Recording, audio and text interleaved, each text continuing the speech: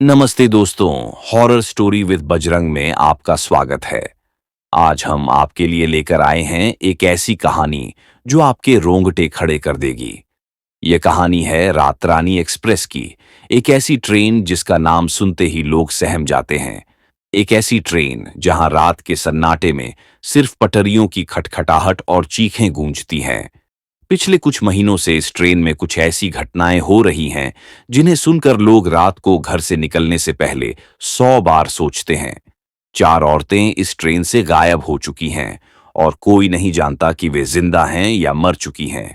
क्या यह किसी इंसान का काम है या फिर कोई ऐसी ताकत जो रात के अंधेरे में इस ट्रेन की बोगियों में मंडराती है?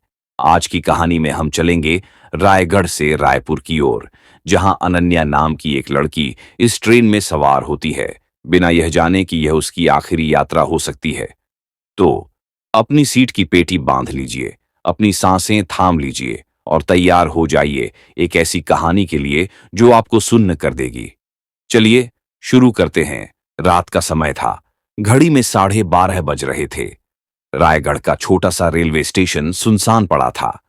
कोहरा इतना घना था कि प्लेटफॉर्म की लालटेन की मध्यम रोशनी भी मुश्किल से दिखाई दे रही थी। स्टेशन पर कुछ बिखरे हुए लोग थे। कोई अपनी ट्रेन का इंतजार कर रहा था, तो कोई ठंड से कांपते हुए बेंच पर सिकुड़ा हुआ था। दूर से एक ट्रेन की सीटी की आवाज गूंजी और फिर लोहे की पटरियों पर धातु की खटखटाहट ने रात के सन्नाटे को और गहरा कर दिया। ये थी रात रानी एक्सप्रेस, जो रायगढ़ से रायपुर की ओर अपनी आखिरी यात्रा पर थी। इस ट्रेन का नाम सुनकर स्थानीय लोग सहम जाते थे। पिछले 3 महीनों से इस ट्रेन में कुछ अजीब और भयावह घटनाएं हो रही थीं, खास तौर पर देर रात के सफर में। कुछ लोग कहते थे कि बोगियों में कोई साया मंडराता है, जो खिड़कियों के पास दिखाई देता है और फिर गायब हो जाता है। कुछ का कहना था कि रात के सन्नाटे में ट्रेन के भीतर से किसी के रोने या चीखने की आवाज सुनाई देती है। लेकिन सबसे डरावनी बात थी कि पिछले 3 महीनों में इस ट्रेन से 4 औरतें लापता हो चुकी थीं। कोई नहीं जानता था कि वे कहाँ गईं। कुछ लोग कहते थे कि उन्हें चलती ट्रेन से फेंक दिया गया, जबकि कुछ का मानना था कि यह किसी अलौकिक शक्ति का काम है। पुलिस ने कई बार जांच की, लेकिन कोई सुराग नहीं मिला। अखबारों में बस यही छपता था कि रात रानी एक्सप्रेस अब एक रहस्यमयी और खतरनाक ट्रेन बन चुकी है। आज रात भी यह ट्रेन अपनी आखिरी यात्रा पर थी। बोगी नंबर 7 में खिड़की के पास वाली सीट पर 28 साल की अनन्या बैठी थी। उसका चेहरा थकान और डर से भरा हुआ था। वह रायगढ़ के एक कॉल सेंटर में काम करती थी और देर रात की शिफ्ट के बाद यह आखिरी ट्रेन ही उसका एकमात्र साधन थी। अनन्या ने अपनी जैकेट को कसकर लपेटा और खिड़की से बाहर देखने की कोशिश की। बाहर सिर्फ अंधेरा और कोहरा था। ट्रेन की रफ्तार धीरे धीरे बढ़ रही थी और पटरियों की खटखटाहट अब एक डरावनी लय में बदल चुकी थी। अनन्या ने अपनी घड़ी देखी। रात का 1 बज रहा था। बोगी में सिर्फ 4-5 लोग थे। सामने की सीट पर एक बुजुर्ग आदमी सो रहा था। उसका मुंह आधा खुला था और उसके खर्राटों की आवाज बोगी में गूंज रही थी। 2 सीट छोड़कर एक औरत अपनी छोटी बच्ची को गोद में लिए बैठी थी। बच्ची बार बार अपनी मां से कुछ खाने की जिद कर रही थी और उसकी मां उसे चुप कराने की कोशिश में लगी थी। बाकी बोगी खाली थी। अनन्या ने अपने बैग को कसकर पकड़ा और सीट पर सिकुड़कर बैठ गई। उसका मन बेचैन था। उसे पिछले महीने की एक घटना याद आ रही थी, जो उसने अपनी आंखों से देखी थी। उस रात भी वह इसी ट्रेन में थी। बोगी में कुछ लोग थे, लेकिन सन्नाटा इतना गहरा था कि हर छोटी सी आवाज डरावनी लग रही थी। तभी 2 लोग, जिनके चेहरों पर काले गमछे लपेटे हुए थे, बोगी में दाखिल हुए। उनके हाथों में कुछ था, शायद कोई हथियार। एक औरत जो दरवाजे के पास बैठी थी, अचानक चीखने लगी। उन दोनों ने उसे बालों से पकड़ा और बोगी के दरवाजे की ओर घसीटा। अनन्या डर के मारे अपनी सीट पर सिकुड़ गई थी। उसने देखा कि बाकी लोग भी चुपचाप बैठे थे, जैसे कुछ हुआ ही न हो। उस औरत की चीखें अभी भी अनन्या के कानों में गूंज रही थीं। फिर एक जोरदार धक्के की आवाज आई और वह औरत गायब हो गई। ट्रेन की रफ्तार इतनी तेज थी कि कोई नहीं जानता था कि उसे फेंक दिया गया या कुछ और हुआ। अनन्या ने उस रात पुलिस में शिकायत करने की सोची थी, लेकिन डर ने उसे रोक लिया। उसका परिवार सिर्फ उसकी कमाई पर निर्भर था। उसकी माँ बीमार थी और उसका छोटा भाई अभी स्कूल में पढ़ता था। अगर वह यह नौकरी छोड़ देती तो उनका गुजारा कैसे होता। इसलिए वह हर रात डर को अपने दिल में दबाए इस ट्रेन में सफर करती थी। लेकिन हर बार जब वह इस ट्रेन में चढ़ती, उसे लगता कि शायद यह उसकी आखिरी यात्रा होगी। आज रात भी वह वही डर महसूस कर रही थी। उसने अपने बैग से पानी की बोतल निकाली और एक घूंट पिया। तभी बोगी के दरवाजे से एक ठंडी हवा का झोंका आया। उसने चौंक कर दरवाजे की ओर देखा। कोई नहीं था, लेकिन उसे ऐसा लगा जैसे कोई उसे देख रहा हो। उसने जल्दी से खिड़की का शीशा बंद किया और अपने बैग को और कसकर पकड़ लिया। उसका दिल जोर जोर से धड़क रहा था। ट्रेन अब जंगल के बीच से गुजर रही थी। बाहर सिर्फ अंधेरा था और कभी-कभी पेड़ों की टहनियाओं ट्रेन के शीशों से टकराकर डरावनी आवाज पैदा कर रही थीं। अनन्या ने अपने फोन को निकाला और समय देखा। 1:30। अभी रायपुर पहुंचने में कम से कम 2 घंटे और थे। उसने अपने ईयरफोन्स लगाए और एक गाना चालू किया ताकि उसका ध्यान डर से हट जाए। लेकिन गाने की आवाज में भी उसे कुछ अजीब सी आहट सुनाई दी। उसने ईयरफोन्स निकाले और बोगी में नजर दौड़ाई। सामने की सीट पर बैठा बुजुर्ग आदमी अभी भी सो रहा था। वह औरत और उसकी बच्ची अब शांत थीं, लेकिन अनन्या को ऐसा लग रहा था जैसे कोई और भी बोगी में है। उसने अपने आसपास देखा, लेकिन कोई नहीं दिखा। फिर भी उसका मन बेचैन था। उसने अपने बैग से एक अखबार निकाला जो उसने स्टेशन पर लिया था। अखबार के पहले पन्ने पर बड़े बड़े अक्षरों में लिखा था, रातारानी एक्सप्रेस में फिर गायब हुई एक औरत। नीचे एक धुंधली तस्वीर थी जिसमें एक औरत की लाश रेलवे ट्रैक के पास पड़ी थी। अनन्या के हाथ कांपने लगे। उसने जल्दी से अखबार बंद किया और उसे बैग में ठूंस दिया। लेकिन उसकी आंखों के सामने वह सुर्खी और तस्वीर बार बार उभर रही थी। तभी बोगी के दरवाजे से फिर से कुछ आवाज आई। अनन्या ने चौंक कर देखा। एक लड़की शायद 25-26 साल की बोगी में दाखिल हुई।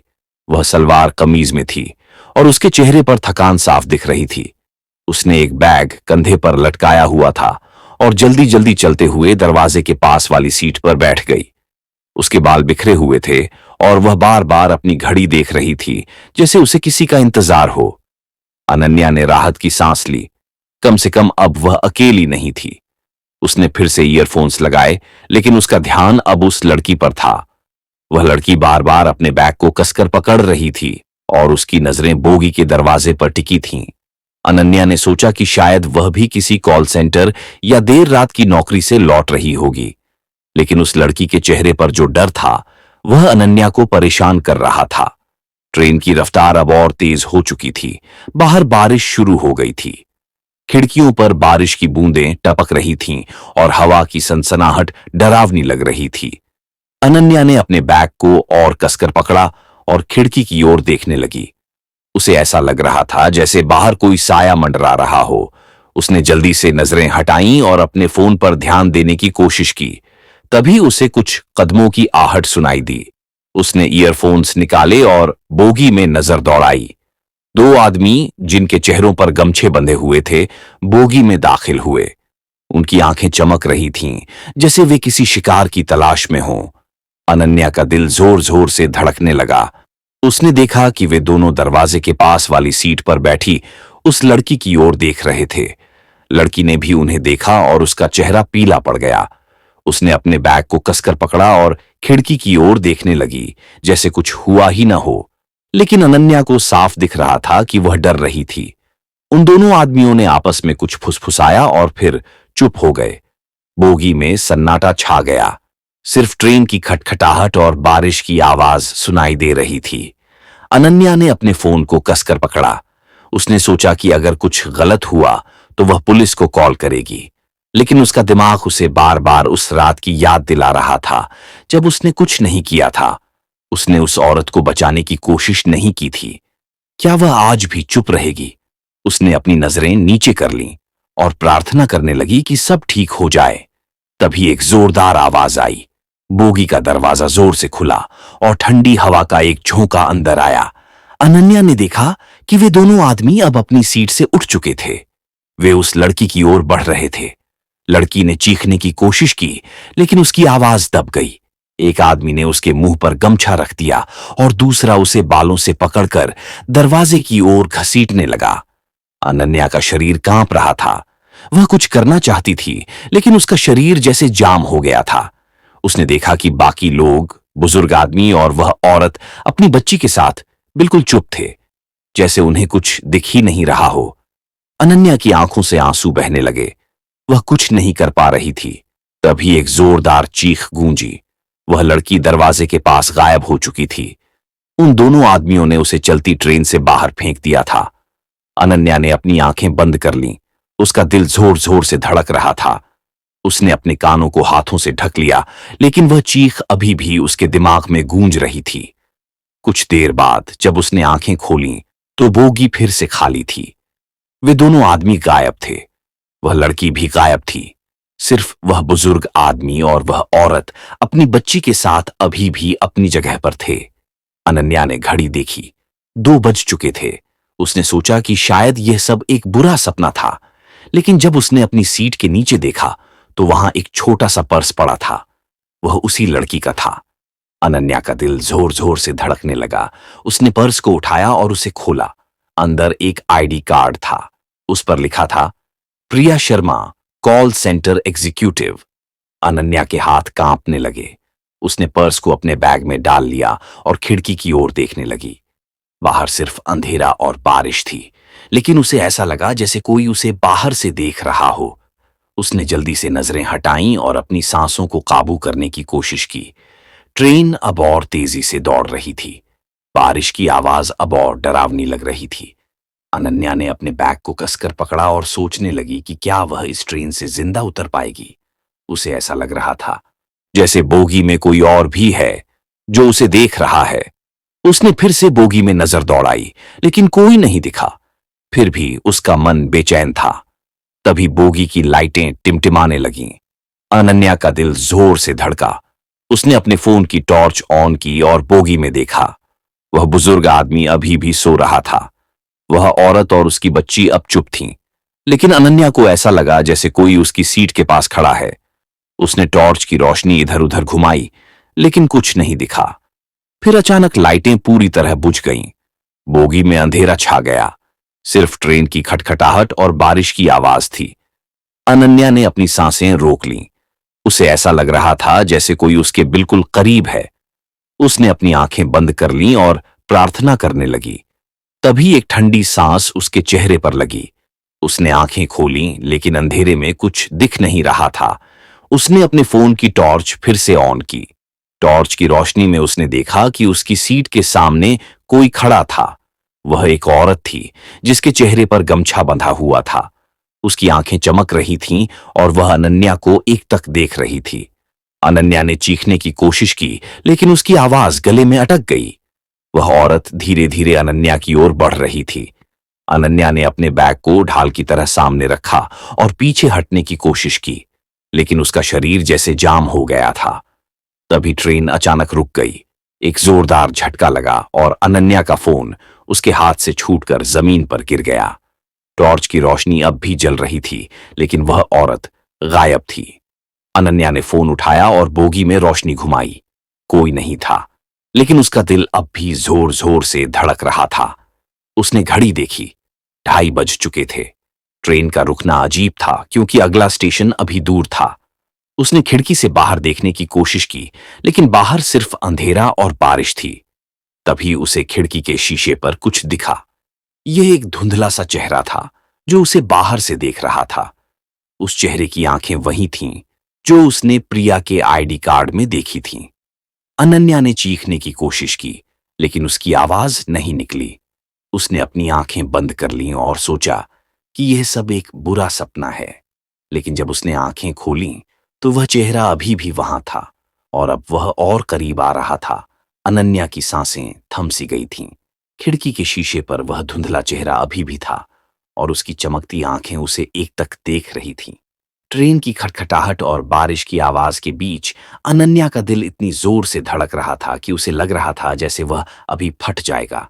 उसने अपनी आंखें बंद कीं और सोचा कि यह सब एक बुरा सपना है। लेकिन जब उसने आंखें खोलीं तो वह चेहरा और करीब आ चुका था। ये प्रिया का चेहरा था, वही लड़की जिसका पर्स उसने बोगी में पाया था। लेकिन उसकी आंखें खाली थीं, जैसे उनमें कोई आत्मा न हो। अनन्या ने अपने फोन की टॉर्च को कांपते हाथों से उठाया और रोशनी को खिड़की की ओर घुमाया, लेकिन वह चेहरा गायब हो चुका था। बोगी में फिर से सन्नाटा छा गया। सिर्फ बारिश की बूंदों की टपटपाहट और ट्रेन की खटखटाहट थी। अनन्या ने अपनी सांसों को काबू करने की कोशिश की, लेकिन उसका शरीर अभी भी कांप रहा था। उसने अपनी सीट के नीचे देखा। प्रिया का पर्स अभी भी वहां था और उसमें से उसकी आईडी कार्ड की तस्वीर उसे घूर रही थी। उसने पर्स को अपने बैग में ठूंस दिया और बोगी में नजर दौड़ाई। वह बुजुर्ग आदमी अभी भी अपनी सीट पर सो रहा था, जैसे कुछ हुआ ही न हो। वह औरत और उसकी बच्ची भी अपनी जगह पर थीं, लेकिन अब वे दोनों चुप थीं।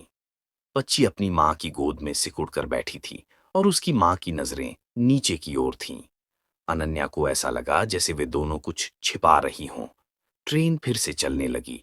झटके के साथ पटरियों की खटखटाहट फिर से शुरू हो गई। अनन्या ने अपनी घड़ी देखी। 2:30 बज चुके थे। रायपुर अभी भी 1.5 घंटे दूर था। उसने सोचा कि अगर वह अगले स्टेशन पर उतर जाए तो शायद वह सुरक्षित रहेगी। लेकिन रात के इस समय जंगल के बीच में कोई और साधन मिलना असंभव था। उसने अपने फोन को निकाला और पुलिस का नंबर डायल करने की कोशिश की, लेकिन सिग्नल अब भी गायब था। तभी बोगी के दरवाजे से फिर से एक ठंडी हवा का झोंका आया। अनन्या ने चौंक कर देखा। एक आदमी जिसके चेहरे पर गमछा बंधा हुआ था, बोगी में दाखिल हुआ।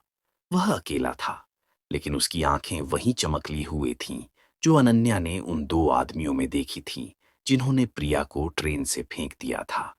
वह आदमी धीरे धीरे बोगी में आगे बढ़ा और बीच वाली सीट पर बैठ गया।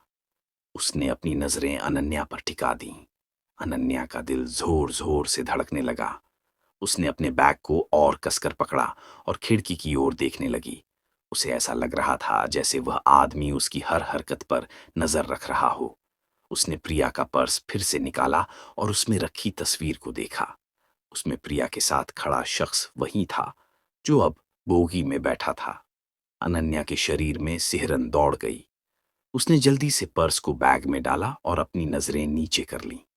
वह आदमी अब भी उसे देख रहा था।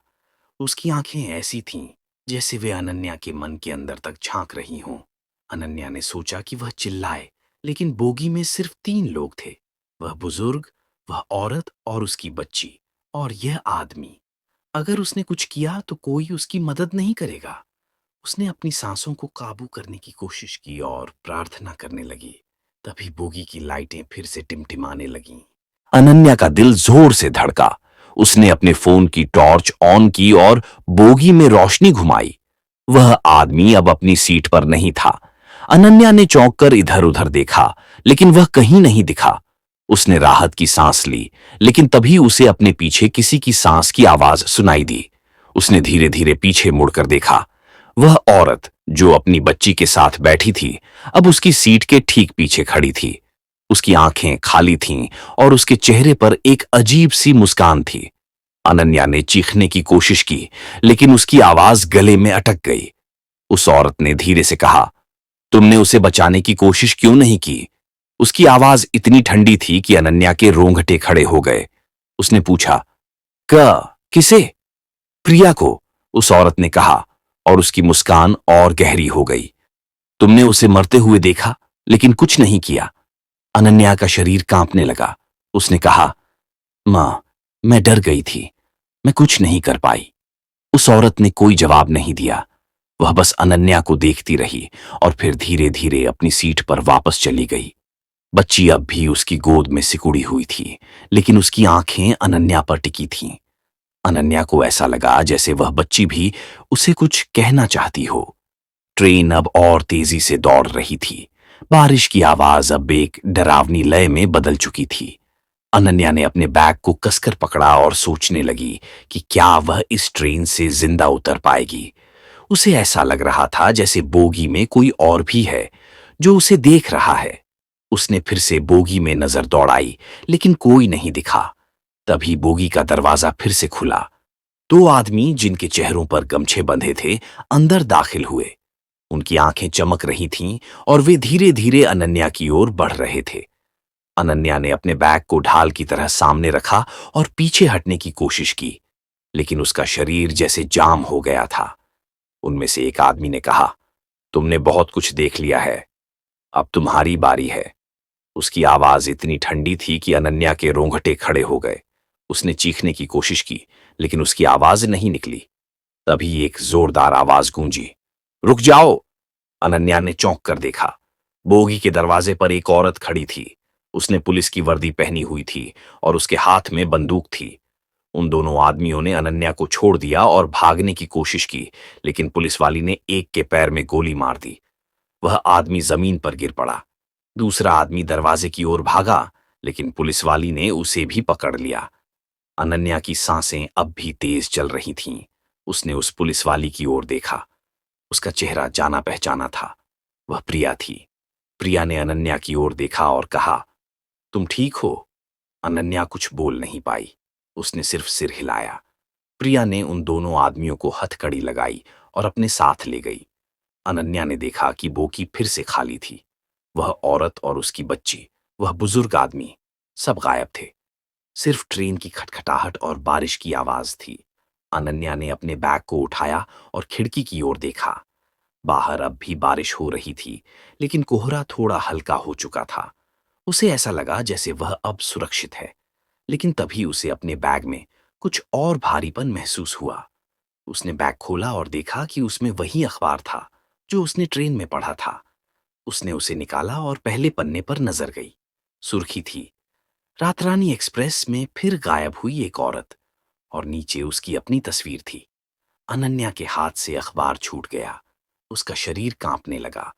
उसने बोगी में फिर से नजर दौड़ाई। वह पूरी तरह खाली थी। ट्रेन अब रायपुर स्टेशन के करीब पहुंच रही थी। अनन्या ने अपने बैग को पकड़ा और दरवाजे की ओर बढ़ी। उसे ऐसा लग रहा था जैसे कोई उसे पीछे से देख रहा हो। जब ट्रेन रायपुर स्टेशन पर रुकी तो अनन्या जल्दी से प्लेटफॉर्म पर उतर गई। उसने पीछे मुड़कर ट्रेन की ओर देखा। बोगी खाली थी, लेकिन खिड़की के पास उसे फिर से वही चेहरा दिखा। यह उसका अपना चेहरा था। अनन्या ने जल्दी से नजरें हटाईं और स्टेशन से बाहर की ओर भागी। लेकिन जब वह घर पहुंची तो उसने अपने बैग को खोला। उसमें वही पर्स था जो प्रिया का था। उसने उसे खोला और देखा कि उसमें अब प्रिया की तस्वीर नहीं थी। उसकी जगह एक और तस्वीर थी। यह अनन्या की अपनी तस्वीर थी। अनन्या का दिल जोर जोर से धड़कने लगा। उसने अपने घर का दरवाजा बंद किया और खिड़की की ओर देखा। बाहर बारिश अभी भी हो रही थी, लेकिन उसे ऐसा लगा जैसे कोई बाहर खड़ा है। उसने खिड़की का पर्दा हटाया और बाहर देखा। वहां कोई नहीं था। लेकिन जब उसने पर्दा वापस खींचा तो उसे अपने पीछे किसी की सांस की आवाज सुनाई दी। उसने धीरे धीरे पीछे मुड़कर देखा। वहां प्रिया खड़ी थी। उसकी आंखें खाली थीं और उसके चेहरे पर वही ठंडी मुस्कान थी। प्रिया ने धीरे से कहा, तुमने मुझे बचाने की कोशिश क्यों नहीं की? अनन्या ने चीखने की कोशिश की, लेकिन उसकी आवाज गले में अटक गई। प्रिया धीरे धीरे उसकी ओर बढ़ रही थी। अनन्या ने पीछे हटने की कोशिश की, लेकिन उसका शरीर जाम हो गया था। तभी एक जोरदार आवाज गूंजी। अनन्या की आंखें खुल गईं। वह अपनी सीट पर थी। ट्रेन अभी भी चल रही थी। बोगी में वही बुजुर्ग आदमी, वही औरत और उसकी बच्ची थी। अनन्या ने अपनी घड़ी देखी। 3 बज रहे थे। उसने राहत की सांस ली। ये सब एक सपना था। लेकिन जब उसने अपने बैग को देखा तो उसमें वही पर्स था। उसने उसे खोला और देखा कि उसमें उसकी अपनी तस्वीर थी। अनन्या का दिल फिर से जोर जोर से धड़कने लगा। उसने बोगी में नजर दौड़ाई। वह औरत और उसकी बच्ची अब भी उसे देख रही थीं। उनकी आंखें खाली थीं और उनके चेहरों पर वही ठंडी मुस्कान थी। अनन्या ने अपने बैग को पकड़ा और दरवाजे की ओर भागी। लेकिन जब वह दरवाजे तक पहुंची तो उसने देखा कि वह बंद था। उसने उसे खोलने की कोशिश की, लेकिन वह नहीं खुला। तभी बोगी की लाइटें फिर से बुझ गईं। अंधेरे में अनन्या ने अपने पीछे किसी की सांस की आवाज सुनी। उसने टॉर्च ऑन की और पीछे मुड़कर देखा। वहां प्रिया खड़ी थी, लेकिन इस बार उसका चेहरा नहीं था। उसकी जगह एक काला साया था जिसकी आंखें चमक रही थीं। अनन्या की चीख बोगी में गूंज उठी, लेकिन ट्रेन की खटखटाहट और बारिश की आवाज में वह दब गई। दोस्तों, ये थी रात रानी एक्सप्रेस की डरावनी कहानी। अनन्या की चीख उस बोगी में गूंजी, लेकिन क्या वह सचमुच जिंदा थी या फिर वह भी उसी रहस्य का हिस्सा बन चुकी थी जो इस ट्रेन को हर रात अपने साथ लेकर चलता है? प्रिया का साया, वह खाली आंखें और वह अखबार जिसमें अनन्या की अपनी तस्वीर थी। क्या यह सब एक बुरा सपना था या फिर कुछ ऐसा जो इस ट्रेन की हर बोगी में छिपा है? क्या सचमुच कोई पुलिस वाली थी या वह भी उसी अंधेरे का हिस्सा थी जो रात रानी एक्सप्रेस को अपने आगोश में लिए हुए है?